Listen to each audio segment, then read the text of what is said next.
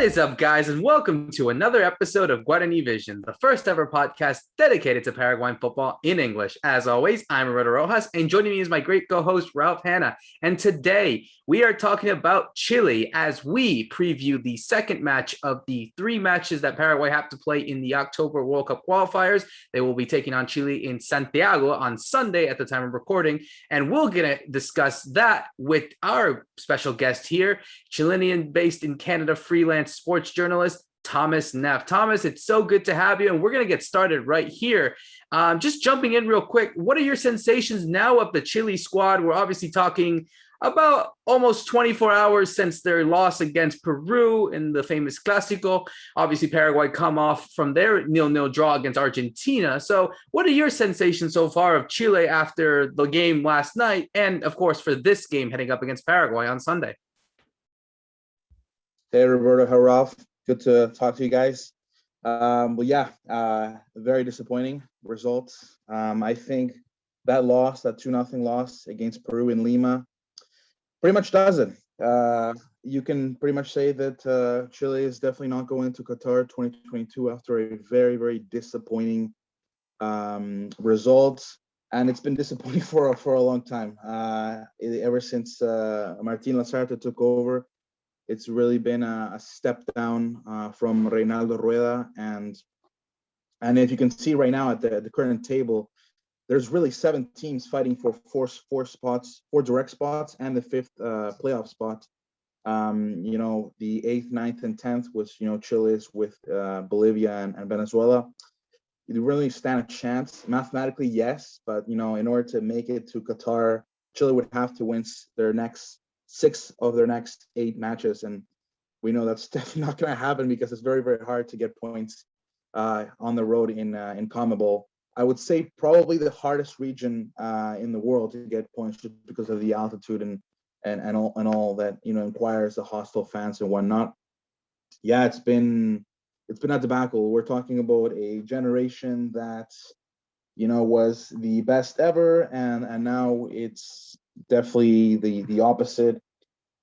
It's really, there's a lot of confusion and direction right now in Chile because Reinaldo Rueda, when he took over for 2 years, he worked really hard to identify a lot of good players, coming out of the system, and he did, to his credit, he did get quite a few players, but the names that we all know, the 10, 11 names that have played for Chile last decade or so, they're getting slower and slower, and the newer guys are just not ready yet for the spotlight. And obviously, we all know that World Cup qualifiers, there isn't time to experiment. Like it's not only it's an official match, but it's an official match to go to World Cup, and obviously this kind of result, like I said in the beginning of my answer, it puts us out of reach of a World Cup. Hey Tom, thanks for joining us on the show. It's a tough time for Chile at the moment, and I wanted to pick up a bit on that last point you were making about the players used and the differences between what Rueda was trying to do and now Lasarte. And looking, it's always easier to look with hindsight at this.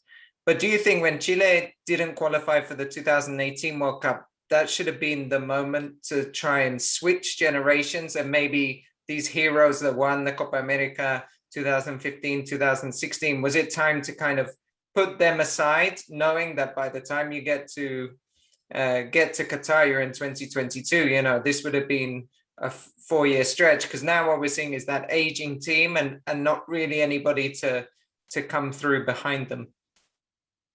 Yeah, it's a mixed argument. You can really go at it with both sides. The thing that really interests me is that the bigger reason why all these players are still playing is because there just isn't anyone there behind them to really push in that position. I mean, we'll know in South America, there's certain positions in South America that, once your first best option drops, the second or third option is nowhere near the top, right? And that's what's happened with Chile. Like, the reason why Claudio Bravo is still playing is because we don't have another goalkeeper like Claudio Bravo. We don't have another fullback like Mauricio Isla. Even if we wanted to, we don't have another.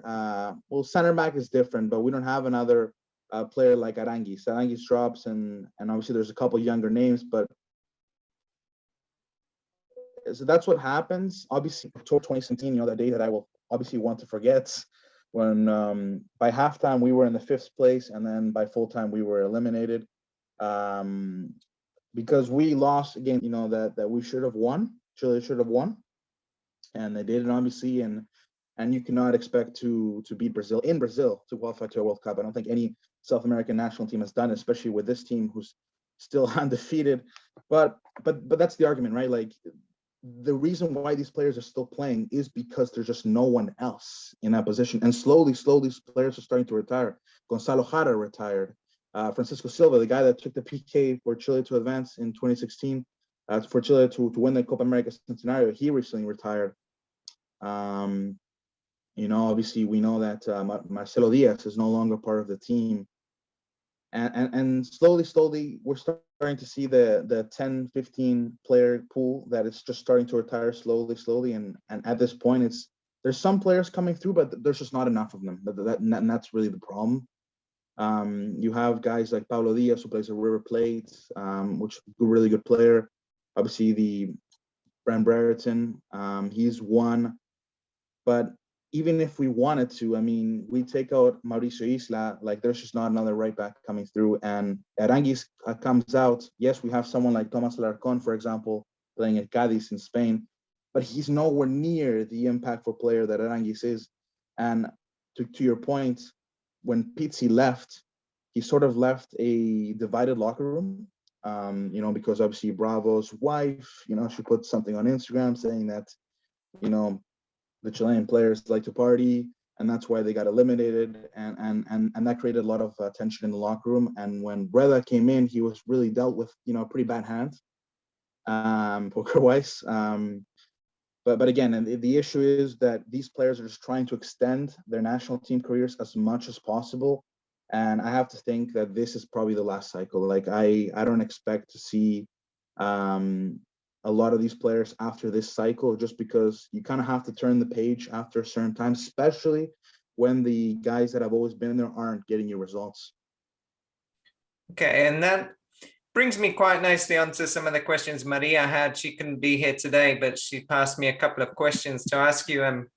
One of those was looking at some of the harsh criticism the players have been receiving, or the players and the manager have been receiving from fans and the media.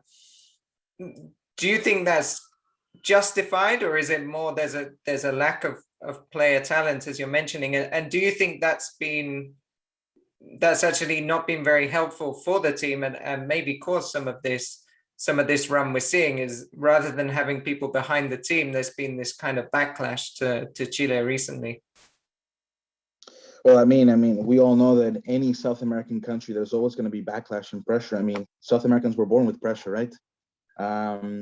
It's part of the game. I don't think there's been an effect, hasn't really affected.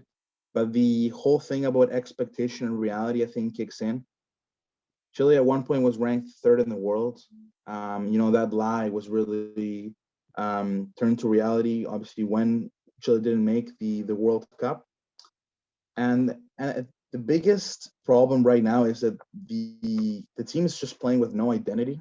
You don't really see a team that has a style like Sampaoli and Bielsa, and even the first half of Pizzi's tenure really established. There's no feel for the team right now, and that's really the problem.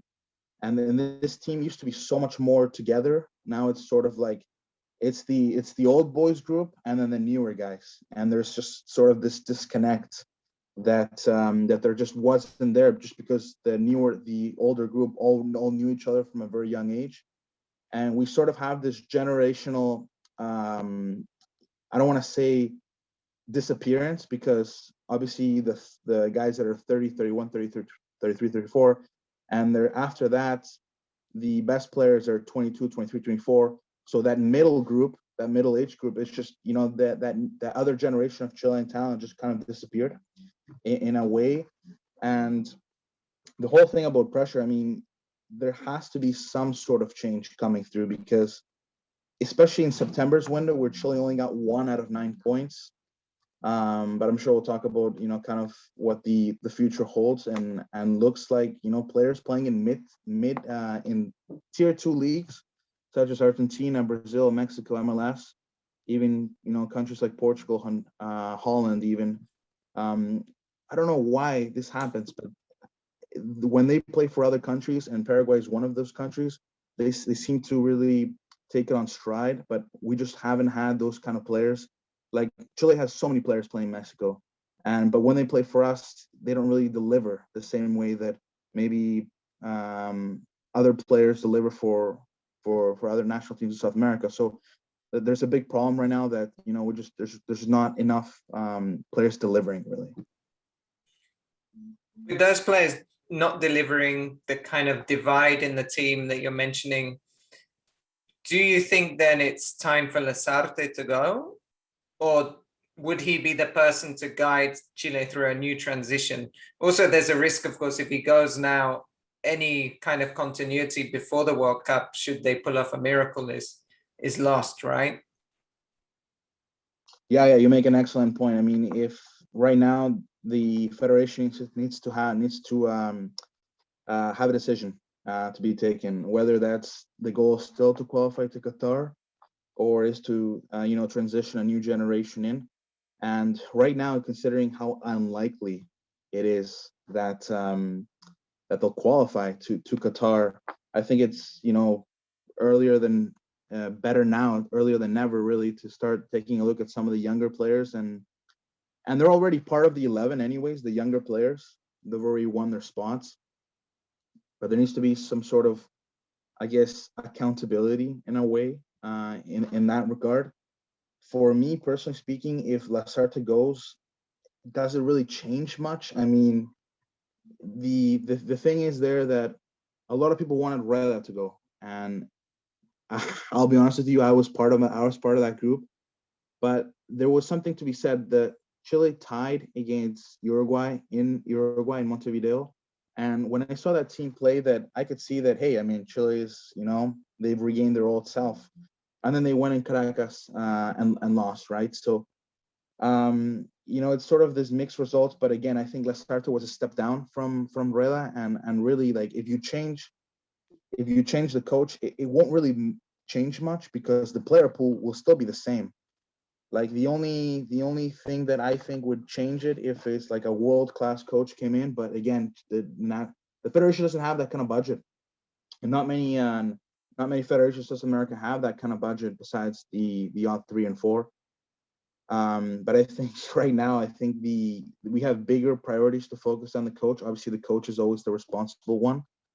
But like, this in September window, like one out of 9 points, and right now, even though it isn't the most hardest game, Chile should at least get a couple of points in these last 2 matches, at least 2 draws. But even then, you're looking at a national team that has much bigger problems than the head coach. And we know in South America, especially the bigger clubs, how every year they change a manager, and there isn't really a respect for a process, right?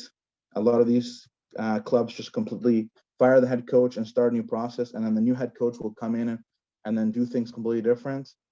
So there is this sort of thing that there needs to be patience, but the problem is patience has sort of expired, because we are in a qualifiers, and qualifiers, there is no space for patience. Like, it's only to win. Tom, I just want to come in and ask the questions that Fede was supposed to come here and ask, but I wanted to really ask more about Arturo Vidal. Arturo Vidal, a player that is ultimately super important for Chile. And I just wanted to ask, how much of an impact that he could have on this team, coming back. I believe he's still recovering from an injury. Is it likely that he'll play? And secondly, what about the fans? What do you think the reaction is going to be expected at the stadium, at the San Carlos de Apoquindo on Sunday? Do we see a mixed reaction? Do we see a reaction of a Chile team that needs that kind of support? I mean, what are you seeing on both ends? Yeah, on the fans, I wouldn't be surprised if they got booed. I think maybe that's something that, we've seen from time to time when Chile hasn't played well. It brings me back to the dark years. I wasn't young enough to remember too much of that era, just because I am a 98. and Chile started doing good after 2006. But Arturo Vidal is a massive thing for Chile, for him to be back in the next match. The thing that Vidal has so much influence in that locker room in one way or another, and the guy's such a warrior. Like, even I remember a game that he played injured, and he was the best player on the team, and he was playing injured, and that's amazing. He's just so talented, and he fights for every single ball. The guy does not give up on any play, and that's sort of the heart that this national team really needs. Like, that we as South Americans are very critical sometimes, and if I see a player walking on the field, there's going to be questions that are going to be asked. But like Vidal, it's just, he does not give up, and if the team loses, for example, he's one of the first players to talk to the media and really man up to the situation and explain, say sorry to the fans and explain why they're doing so bad or good in some ways, even though not recently, to the media. And a lot of players don't do that, right? A lot of players are shy from that kind of attention. But Vidal, I think the only reason why I think Chile could win this match against Paraguay, as you said, in Santiago, is because of, I think, maybe the home crowd could help them, and Arturo Vidal. Because other than that, I mean, unless Lasarta changes his complete game plan, I really aren't as optimistic as I once was for Chile to get the 3 points. So looking ahead and closing off this great conversation that we had, Tom, obviously I wanted to ask, how do the Chile national team really view Paraguay? Obviously we played you guys already a couple of times. I think we're on a 3-game unbeaten streak on all competitions, calling World Cup qualifiers and Copa America. Obviously, Chile want to finally get that revenge in Santiago on Sunday. But how, traditionally speaking, at least from your experience, from the fans, how do they view this current Paraguay generation fighting for Qatar 2022? Yeah, well, it's funny. The Paraguayan clubs always beat us in Libertadores. I think that's the number one thing. No, I think Paraguay are a good young team. Obviously, Berizzo, obviously him being the former assistant to Bielsa in his time, he's very familiar with the Chilean team. Look, I mean, that Copa America match between Chile and Paraguay really really showed two tales, two different stories. A team that was, it's on the downwards, and a team that's on the upwards.